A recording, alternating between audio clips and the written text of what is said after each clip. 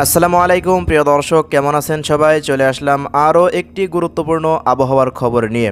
তো এই মুহূর্তে বঙ্গোপসাগরে তৈরি হয়ে গেল গভীর নিম্নচাপ, যেটি আজ দুপুরের মধ্যে ছিল একটি সাধারণ নিম্নচাপ। তো এই মুহূর্তে এটি গভীর নিম্নচাপে পরিণত হয়ে গেছে। দেখতে পাচ্ছেন বঙ্গোপসাগরে মেঘের সমাগম ঘটতে শুরু করে দিয়েছে এবং ভারী থেকে অতি ভারী মেঘ এই মুহূর্তে বঙ্গোপসাগরে সমাগম ঘটছে, বজ্রবাহী মেঘ। এছাড়া এই মুহূর্তে দেশেও দেখতে পাচ্ছেন চট্টগ্রাম বিভাগের কয়েকটি অঞ্চলে ভারী থেকে অতি ভারী মেঘের সমাগম ঘটেছে। এছাড়া দেশের পশ্চিমাঞ্চলে রাজশাহী বিভাগের কয়েকটি অঞ্চলে মেঘের অবস্থান ঘটেছে। তো এই নিম্নচাপই আগামীকাল শনিবার দুপুর 1টার মধ্যে হয়ে যাবে ঘূর্ণিঝড় রিমেল। তো সম্পূর্ণ বিস্তারিত আপডেট জানানো হবে। এছাড়া আগামীকাল কোন কোন অঞ্চলগুলোতে বৃষ্টিপাত হতে পারে, এছাড়া আজ রাতের মধ্যে দেশের কোন কোন অঞ্চলগুলোতে বৃষ্টিপাতের সম্ভাবনা আছে, সম্পূর্ণ বিস্তারিত ভিডিওর মাধ্যমে আলোচনা করা হবে।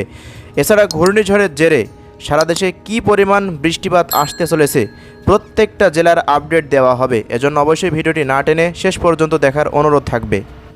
তো প্রিয় দর্শক, এই মুহূর্তে দেখতে পাচ্ছেন রংপুর বিভাগ এবং ময়মনসিংহ, সিলেট, ঢাকা, খুলনা, বরিশাল এইসব বিভাগের কোনো জায়গায় মেঘের কোনো সমাগম নেই। তবে আজ রাতের মধ্যে রাত 10টার পর থেকে দেখতে পাচ্ছেন ভারতের পশ্চিমবঙ্গের ওপর একটি ভারী মেঘ তৈরি হয়ে গিয়েছে, যে মেঘের জেরে পরবর্তী সময় আজ রাতের মধ্যে যে শ্যামনগর, শ্রীকান্তপুর, সাতক্ষীরা, এরপর খুলনা, বাগেরহাট, মঠবাড়িয়া, পিরোজপুর এইসব অঞ্চলগুলোতে আজ রাত 10টার মধ্যে বৃষ্টিপাত থাকতে পারে। তবে এই সময় দেখতে পাচ্ছেন চট্টগ্রাম বিভাগের ওপরে একটি ভারী মেঘের সমাগম শুরু হয়ে গিয়েছে, যেটি একটি ভারী বজ্রবাহী মেঘ। তো এই মুহূর্তেও চট্টগ্রাম বিভাগে বৃষ্টিপাত অব্যাহত আছে আমরা দেখতে পাচ্ছি। এছাড়া পরবর্তী সময় বৃষ্টিপাত আরও বাড়তে পারে দেখতে পাচ্ছেন। এছাড়া এদিকে রাজশাহী বিভাগের কয়েকটি অঞ্চলে বজ্রবাহী মেঘের আনাগোনা শুরু হয়ে গেছে, বিশেষ করে এই যে লালপুর, এরপর এদিকে রয়েছে ভেড়ামারা, এই অঞ্চলগুলোতে দেখতে পাচ্ছেন একটি ভারী মেঘ আসতে চলেছে, যার জেরে আজ রাতের মধ্যেও কয়েকটি অঞ্চলে আকস্মিকভাবে বজ্রবৃষ্টি থাকতে পারে। তো আমরা বৃষ্টির আপডেটে ধারাবাহিকভাবে যাচ্ছি, ঘূর্ণিঝড়ের আপডেটের সাথেই থাকছে বৃষ্টিপাতের আপডেট। তো চলুন দেখে নেওয়া যাক। তো আমরা শুরুতেই দেখে নেব নিম্নচাপের কি অবস্থা, এরপর ধারাবাহিকভাবে জানব কোথায় কোথায় বৃষ্টিপাত হতে পারে ঘূর্ণিঝড়ের প্রভাবে। তো প্রিয় দর্শক, দেখতে পাচ্ছেন এই মুহূর্তে বঙ্গোপসাগরে বাতাসের গতিবেগ রয়েছে 53 কিলোমিটারের মতো।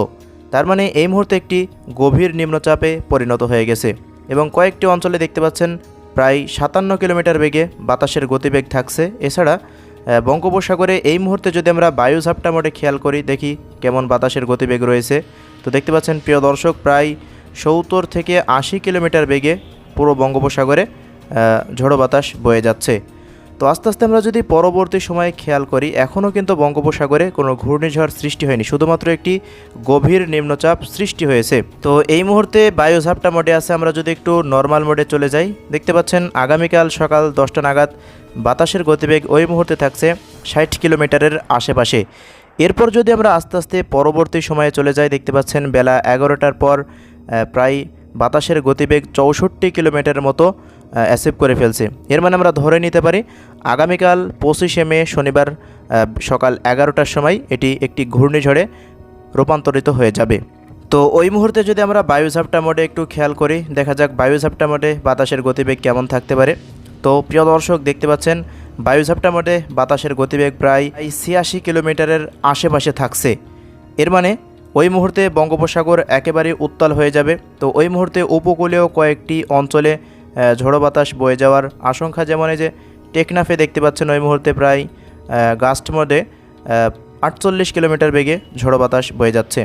এরপর যদি আমরা আস্তে আস্তে পরবর্তী সময়ে চলে যাই, বিকেলবেলা নাগাদ দেখতে পাচ্ছেন বিকেল 5টার পর ঘূর্ণিঝড়ের যে একটি প্রভাব, এটি উপকূলীয় অঞ্চলে পড়তে শুরু করবে বিকেল 5টার পর শনিবার। তো আমরা একেবারে চলে যাচ্ছি রাত 10টার পর। তো এই সময় কি অবস্থা থাকে দেখা যাক। তো ওই মুহূর্তে দেখতে পাচ্ছেন উপকূলীয় অঞ্চলগুলোর উপর দিয়ে ঝোড়ো বাতাস বয়ে যাচ্ছে। তো ঘূর্ণিঝড়টি তখনও মধ্য বঙ্গোপসাগরে অবস্থান করছে। তো দেখা যাক পরবর্তী সময় কি অবস্থায়। আমরা পরবর্তী সময় চলে যাচ্ছি।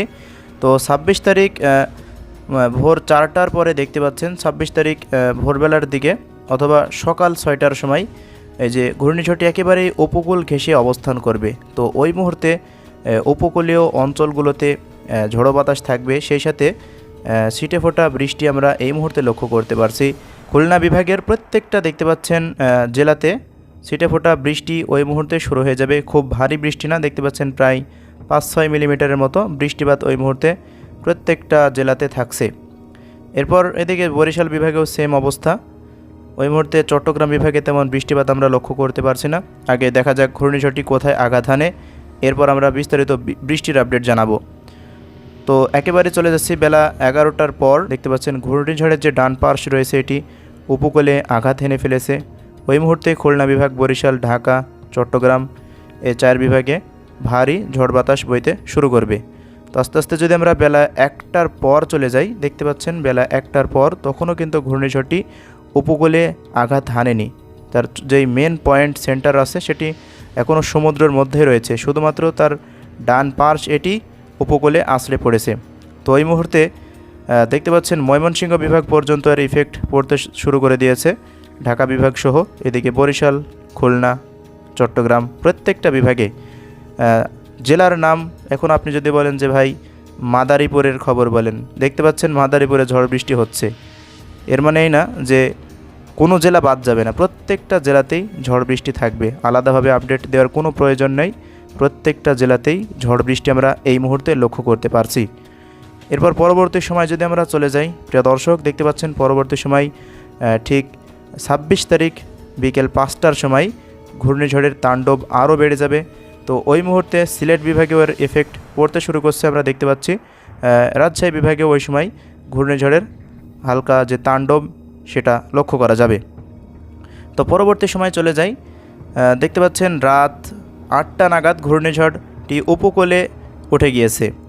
তো ওই মুহূর্তে ঝড়ো বাতাস বইবেই সারা দেশে। 10টার পর যদি চলে যাই, 10টার পর দেখতে পাচ্ছেন এটি কলকাতার ওপরে অবস্থান করছে। ঘূর্ণিঝড়ের যে মেন পয়েন্ট এটি কলকাতার কাছে অবস্থান করছে এবং ওই মুহূর্তে সাতক্ষীরা, খুলনা, শ্রীকান্তপুর, মোংলা, খুলনা জেলার প্রত্যেকটা, খুলনা বিভাগের প্রত্যেকটা জেলা, ঢাকা বিভাগের প্রত্যেকটা জেলা, এছাড়া চট্টগ্রাম বিভাগেরও প্রত্যেকটা জেলায়, ময়মনসিংহ, রাজশাহী প্রত্যেকটা জেলায় ঝড় বৃষ্টি থাকবে।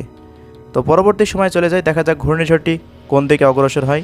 তো দেখতে পাচ্ছেন বাংলাদেশ ভারতের সীমান্ত এলাকা দিয়ে ঘূর্ণিঝড়টি আস্তে আস্তে উত্তর দিকে অগ্রসর হচ্ছে। দেখা যাক 27 তারিখ নাগাদ এটি ওই মুহূর্তে অবস্থান করবে এই যে মেহেরপুর, চুয়াডাঙ্গা। তো ওই মুহূর্তে ঝড়ো বাতাস বয়ে যাচ্ছে রংপুর বিভাগের ওপর দিয়ে, পাশাপাশি রাজশাহী বিভাগের ওপর দিয়ে তীব্র ঝড় বৃষ্টি বাতাস দেখতে পাচ্ছেন। প্রায় 86, 88, 90 এমন বাতাসের গতিবেগ এই মুহূর্তে আমরা লক্ষ্য করতে পারছি। চট্টগ্রাম বিভাগের ওপর দিয়েও ওই মুহূর্তে ব্যাপক ঝড় বৃষ্টি শুরু হয়ে যাচ্ছে। শুধুমাত্র সিলেটে দেখতে পাচ্ছেন ওই মুহূর্তে কোনো ঝড়ো বাতাস নেই। রংপুর বিভাগেও সেম অবস্থা, ঝড় বৃষ্টি থাকছে। এর মানে 26 তারিখ থেকে শুরু করে এই ঝড় বৃষ্টি শুরু হয়ে যাবে। তো আস্তে আস্তে দেখা যাক পরবর্তী সময় কি হয়। তো 28 তারিখ নাগাদ দেখতে পাচ্ছেন তীব্র ঝড়ো বাতাস ময়মনসিংহ বিভাগের ওপর দিয়ে বয়ে যাচ্ছে। এর মানে ঘূর্ণিঝড়ের তাণ্ডব প্রায় 3 দিন মতো থাকার আমরা এই মুহূর্তে আশঙ্কা পাচ্ছি। এরপর 28 তারিখ সকাল 11টার সময় দেখতে পাচ্ছেন এই যে রাজশাহীর চাঁপাইনবাবগঞ্জ, এরপর নওগাঁ, এখানে এর অবস্থান থাকবে। তো ওই মুহূর্তে ভারতের আসাম, মেঘালয়, এরপর ত্রিপুরা এইসব অঞ্চলগুলোয় দেখতে পাচ্ছেন ভারী ঝড় বৃষ্টি শুরু হয়ে গেছে। সারা দেশের ওপরেই তীব্র ঝড়ো বাতাস বয়ে যাচ্ছে প্রত্যেকটা জেলায়। জেলার আলাদা করে নাম বলার কোনো প্রয়োজন নাই, দেখতেই পাচ্ছেন প্রত্যেকটা জেলার ওপর দিয়েই তীব্র ঝড়ো বাতাস বয়ে যাচ্ছে। তো দেখা যাক কতক্ষণে ঝড় বাতাস টিকে থাকে। তো 28 তারিখ রাত 10টা, 11টার পর, রাত 1টার পর দেখতে পাচ্ছেন 11টার পর থেকে 29 তারিখ রাত 3টার পর আস্তে আস্তে এটি ঘূর্ণিঝড়টি লঘুচাপে পরিণত হয়ে এটি মিশে যাচ্ছে, মানে নষ্ট হয়ে যাচ্ছে। তো প্রিয় দর্শক, আমরা এতক্ষণ দেখলাম ঘূর্ণিঝড়টি কোন কোন অঞ্চলের ওপর দিয়ে বয়ে যাবে এবং কোথায় কোথায় আঘাত হানবে। তো বাংলাদেশের এমন কোনো জেলা অঞ্চল নাই যে ঘূর্ণিঝড়ের এফেক্ট পড়বে না। আপনি যেই গ্রামেই থাকেন না কেন, যে অঞ্চলেই থাকেন না কেন, ঘূর্ণিঝড়ের তাণ্ডব আপনার এলাকার ওপর দিয়ে থাকবেই। তো এবার আমরা দেখে নেব বৃষ্টিপাত কেমন থাকতে পারে। বৃষ্টিপাতের আপডেট আমরা চলে আসছি। এবার দেখা যাক শুরুতে আজকে কি অবস্থা, আজ রাতের মধ্যে কেমন বৃষ্টিপাত আছে কিনা এটা একবার দেখে নিব। তো রাত 10টার পরে দেখতে পাচ্ছেন চট্টগ্রাম বিভাগের কয়েকটি অঞ্চলে বৃষ্টিপাত থাকার সম্ভাবনা। যদি রাত 11টার পর চলে যাই, প্লে করে দিলাম, দেখা যাক কোথায় কোথায় বৃষ্টিপাত হতে পারে। তো আগামীকাল সকালের মধ্যে তেমন বৃষ্টিপাতের কোনো সম্ভাবনা সারা দেশে দেখতে পাচ্ছেন না। এই যে বিকেল 4টার পর 25 তারিখ শনিবার বিকেল 4টার পর দেখতে পাচ্ছেন চট্টগ্রাম বিভাগের প্রত্যেকটা গ্রাম অঞ্চলে, প্রত্যেকটা জেলার প্রত্যেকটা অঞ্চলেই দেখতে পাচ্ছেন ভারী বৃষ্টিপাত রয়েছে। এছাড়া খুলনা বিভাগের কয়েকটি অঞ্চলে ছিটেফোঁটা বৃষ্টি থাকার সম্ভাবনা তো দেখা যাক পরবর্তী সময় বৃষ্টিপাত কেমন আসে সারা দেশে। প্লে করে দিলাম, দেখা যাক কোথায় কোথায় বৃষ্টিপাত হতে পারে। বেলা 10টার পর ঢাকা বিভাগ সহ এদিকে রাজশাহী, এরপর খুলনা বিভাগের কয়েকটি অঞ্চলে বৃষ্টিপাত থাকছে। এছাড়া সিলেট বিভাগেও কয়েকটি অঞ্চলে বৃষ্টিপাত আগামীকাল রাত 10টার ভিতরে থাকার সম্ভাবনা। তো পরবর্তী সময় চলে যায়, দেখা যাক কোথায় কোথায় বৃষ্টিপাত হতে পারে।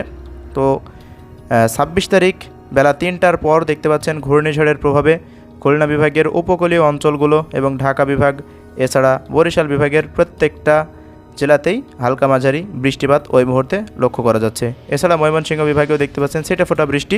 এরপর রাজশাহী এবং এদিকে কুষ্টিয়া মেহেরপুর রয়েছে, এখানে ছিটেফোঁটা বৃষ্টি থাকার সম্ভাবনা। তো আমরা পরবর্তী সময় চলে যাই, দেখা যাক কোথায় কোথায় বৃষ্টিপাত হতে পারে। তো 26 তারিখ দেখতে পাচ্ছেন আস্তে আস্তে বৃষ্টিপাত সারা দেশে বিস্তার লাভ করছে প্রত্যেকটা অঞ্চলেই। এই যে সন্ধ্যা 6টার মধ্যে সারা দেশেই 26 তারিখ সন্ধ্যা 6টার সময় দেখতে পাচ্ছেন প্রত্যেকটা অঞ্চলে, শুধুমাত্র রংপুর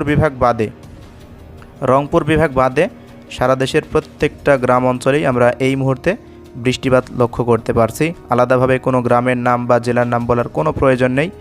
আপনি যেখানেই থাকেন না কেন বৃষ্টিপাত আপনার অঞ্চলে থাকবেই। তো দেখা যাক এবার পরবর্তী সময় আমরা চলে যাই। তো রাত 10টার পর আরও বিস্তার লাভ করছে বৃষ্টিপাত। 27 তারিখ নাগাদ দেখতে পাচ্ছেন সারা দেশে এবার ভারী বৃষ্টিপাত শুরু হয়ে গেছে। তো এই যে লাল অংশ যেগুলো রয়েছে এইসব অঞ্চলগুলোতে তীব্র ঝড় বাতাস বয়ে যাবে। দেখছেন চট্টগ্রাম বিভাগ থেকে শুরু করে রংপুর বিভাগ পর্যন্ত প্রত্যেকটা বিভাগের, দেশের 8 বিভাগের প্রত্যেকটা অঞ্চলেই ঝড় বৃষ্টি থাকছে। তো আমরা প্লে করে দিলাম, আবার দেখা যাক পরবর্তী সময়। এর পরের দিন পর্যন্ত 28 তারিখ পর্যন্ত ভারী বৃষ্টি প্রত্যেকটা গ্রাম অঞ্চলে। 28 তারিখে ভারী বৃষ্টি থাকবে, বিশেষ করে উত্তর অঞ্চলের এই সাইডের দিকে। 28 তারিখে ব্যাপক বৃষ্টিপাত থাকতে পারে ময়মনসিংহ, রংপুর, রাজশাহী, এরপর সিলেট বিভাগে, এদিকে রয়েছে চট্টগ্রাম বিভাগ।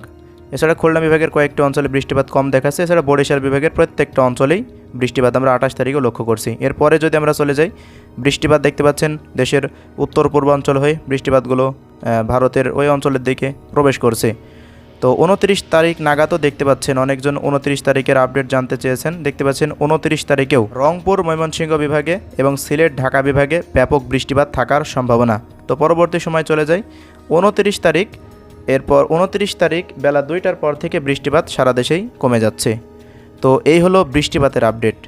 এর মানে প্রিয় দর্শক, 26 তারিখ থেকে শুরু করে 29 তারিখ পর্যন্ত টানা 4 দিন ভারী থেকে অতি ভারী বৃষ্টিপাত সারা দেশেই থাকবে। তো আপাতত আগামীকাল শুধুমাত্র তীব্র গরম থাকতে পারে এবং এর পরের দিন দুপুর পর্যন্ত গরমের অনুভূতি হতে পারে। এরপর আর ইনশাল্লাহ গরম থাকবে না, সারা দেশেই ঝড় বৃষ্টি শুরু হয়ে যাবে। তো এই হলো ঘূর্ণিঝড়ের আপডেট। যদি ভিডিওটি ভালো লেগে থাকে লাইক করবেন, কমেন্ট করবেন এবং চ্যানেলটিকে সাবস্ক্রাইব করে রাখবেন পরবর্তী আপডেট জানার জন্য। আল্লাহ হাফেজ।